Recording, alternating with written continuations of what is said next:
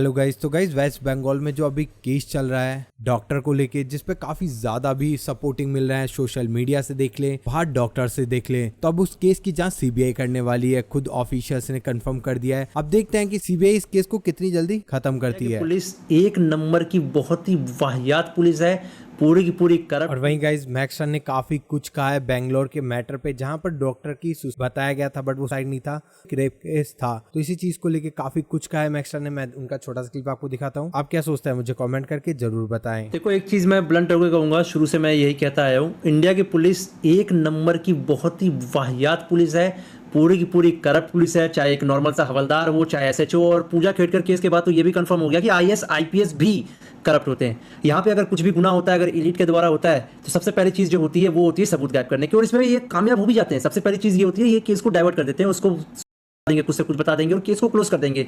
चाहे इससे पहले ये पुणे वाला केस ले लो, जहां पे पुलिस ने बहुत ही खूबी से आरोपी को बचाने की कोशिश की थी।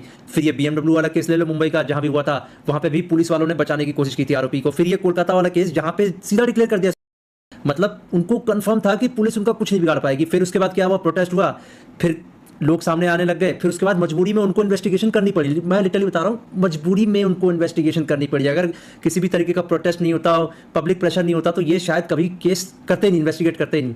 उसके बाद धीरे धीरे करके केस चला, फिर पता चला आरोपी आया, और जो पहला आरोपी आया वो निकला बलि का बकरा। अब उसने भी नौटंकी शुरू कर दी। अब उसने नौटंकी भी शुरू की ताकि सबूत मिटाने के लिए टाइम मिल सके। अब इसके चक्कर में लोगों को पता लग गया तो और प्रोटेस्ट। और वहीं गाइस इस चीज पे काफी ज्यादा रिएक्शन आ रहा है, जहां एलविश यादव का भी अब रिएक्शन निकल के आ रहा है। उनकी भी इंस्टाग्राम पोस्ट पर देखने को मिला है, जहां पर उन्होंने कहा था कि काफी लोग इनको दबाने की कोशिश करते हैं, बट ऐसा नहीं होना चाहिए। सारी चीजें खुल के बाहर आनी चाहिए और इनका जस्टिस होना चाहिए। और मैं मेडिकल कॉलेज के लिए मोमबत्ती जैसी टांगे वाले, तेरा कुछ नहीं हो सकता रे। और वहीं गाइस राजवीर फिटनेस और एजाज खान के बीच में कंट्रोवर्सी का मैंने आपको लास्ट वीडियो में बता ही दिया था। तो वहीं पर राजवीर फिटनेस और एजाज खान के दोस्त ढाका ने एक चैलेंज किया था राजवीर को। तो राजवीर का रिप्लाई अभी तक भी नहीं आने की वजह से एजाज खान उसका मौके का फायदा उठाकर उन्होंने एक इंस्टाग्राम स्टोरी अपलोड करी है। मैं उनका छोटा सा क्लिप आपको दिखाता हूँ। अबे चोको चूसिया, क्या हुआ रे? वो धाका और राजवीर तेरे को चैलेंज किए ले मिल रहा नहीं है, क्या हुआ? फट गई तेरी? हाँ, मोमबत्ती जैसी टांगे वाले, तेरा कुछ नहीं हो सकता रे। अब दिल्ली में उन लोग बुला रहे, वहां भी नहीं जा रहा है तू। चल ठीक है, टेक केयर। कि लोग इसका एंटरटेनिंग कंटेंट देख के थोड़ी देर के लिए ही सही लेकिन हंसते भाई, वो कंटेंट देख के नहीं हंस रहे तेरे को। और वहीं गाइस थगेश परशाना के बीच में कंट्रोवर्सी हो गई है, जहां पर काफी कुछ हो रहा है और ये पूरी यूट्यूब कम्युनिटी से भिड़ चुके हैं अभी तक। तो उनका छोटा सा क्लिप आपको दिखाता हूँ, उससे ही से आपको समझ आ जाएगा। But you know I was contacted by carry illuminati के फैन फेस्ट में मुझे इन्वाइट किया।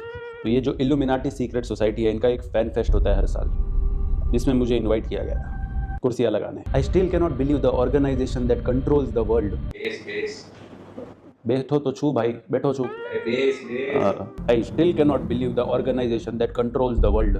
वो उस दिन मेरी लगाई कुर्सी पे बैठे थे। ये तीर अगर नहीं पता तो आपको ये 3 बार अकाउंट उड़ चुका है इसका, एंड इसको घमंड है कि उसके बावजूद भी वो चौथा अकाउंट चला रहा है। यस, उसने कमबैक किया, इसका उसको घमंड है, कमबैक किया ये बनाने। जब 5वें साल में मेरा सब कुछ चलना चालू हुआ, 3 अकाउंट गए 1 लाख पे मेरे, एक के बाद एक। This the account that you see right now, it's my 4th Instagram account. This is my 4th account. Community guideline strikes की वजह से मेरे बहुत सारे अकाउंट्स मास रिपोर्टिंग की वजह से, I don't know why, but the world hates me and I am fine with it. I don't give दूसरा कंटेंट चोरी करना था तो इंस्टाग्राम पे स्टोरीज डालने का ऑप्शन है ना। एक के बाद एक। भाई का मानना है कि लोग इसका एंटरटेनिंग कंटेंट देख के थोड़ी देर के लिए ही सही लेकिन हंसते भाई, वो कंटेंट देख के नहीं हंस रहे तेरे को। To live fake life, fake cars, fake followers, fake comments, everything fake. Hello guys, तो गाइस वापस से रजत दलाल एलविश यादव को वापस से एजाज खान ने चैलेंज कर दिया है, जहां पर रोस्ट मारते हुए एक्सपोज भी करा है एजाज खान ने। वहीं वो एक ब्रॉडकास्ट में गए थे तो ओपनली उन्होंने क्या चीजें बोली है एलविश यादव और रजत दलाल और काफी सारी यूट्यूबर्स के बीच में, जहां उनकी पास्ट कंट्रोवर्सी बारे में तो मैं आपको बता ही चुका हूं। तो अब मैं उनका छोटा सा क्लिप आपको दिखाता हूँ। कौन है ये एलविश यादव और रजत दलाल? आप तो उन्हीं को ढूंढ रहे थे बहुत टाइम से कि आ जाओ मिलो। अरे मैं तो उन्हें ढूंढ रहा था जो मुझसे लड़ने आ रहे थे, बाद में नीचे ही नहीं उतरे। तो अब मैं ऐसे लोगों को जानता ही नहीं हूँ जिनके पिछवाड़े में दम ही नहीं है। दिक्कत क्या थी? दिक्कत कुछ नहीं थी बेटा, बता तो दिया। बार बार क्या पूछ रहा है इनके बारे में, मत कर। They are stupid nonsense people. They want to live fake life, fake cars, fake followers, fake comments, everything fake. I'm a real mother. I believe in reality.